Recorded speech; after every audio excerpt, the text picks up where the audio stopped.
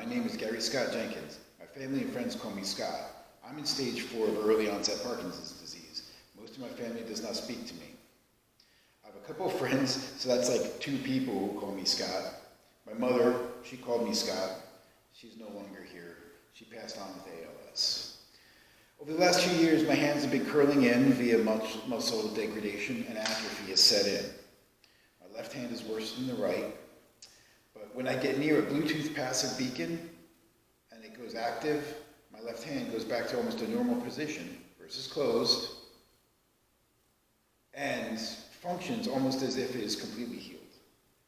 It is still very painful, but my range of motion and hand position almost feel like they're levitating and fighting against the muscle atrophy when I focus on Bluetooth channel 2 and I'm near an active Bluetooth beacon.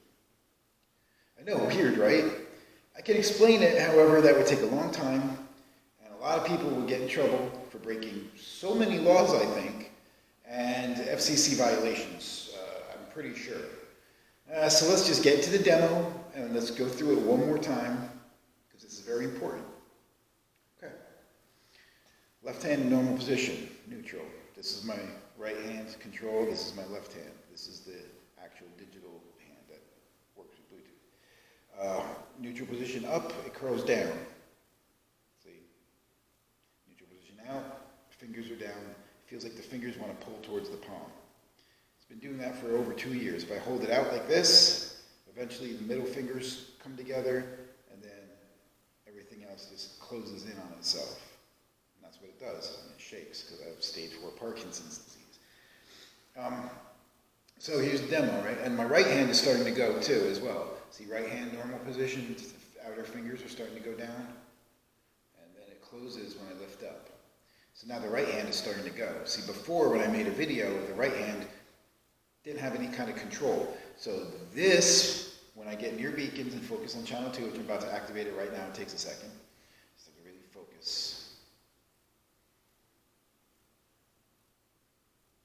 And there it is, it's on.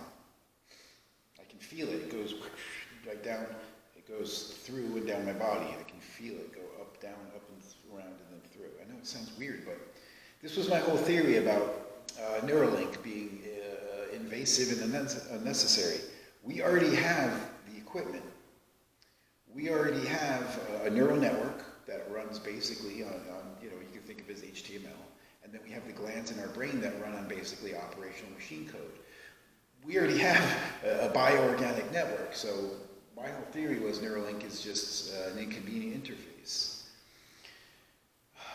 Through virtual node programming, I do believe, and Bluetooth over-the-air environment, I do believe that we can solve most of our problems that Neuralink is trying to solve. So let's get back to the demonstration. Now this is the control part. See, it's almost floating. See, I'm not holding it because my fingers aren't stretched out like that. They're very relaxed, very neutral, and I can just hold it there. Now, here's the right hand. Remember I said about the right hand? Now, watch this. Because we talk about a sphere of connectivity. When we're talking about Bluetooth, we're talking about circles and spheres. Okay? So here. Boom. See how it links right up? Kind of like how our phones share data. They have spheres of connectivity, and when you put them together, those 2 spheres line up and talk to each other. Same thing here. Except here, it's in series, and it's going to react as such in parallel. So these 2 fingers, these 2 fingers, these 2 fingers, these 2 fingers, because I haven't programmed channel 3 yet. That would be via thought-to-speech, C# programming, because somehow apparently I'm connected to some kind of Web3 platform physics engine, I guess, maybe a Unity engine, not sure. That would take a long time to explain. But that's not part of the demo anyway. So I'm going to shut it down. Takes a second.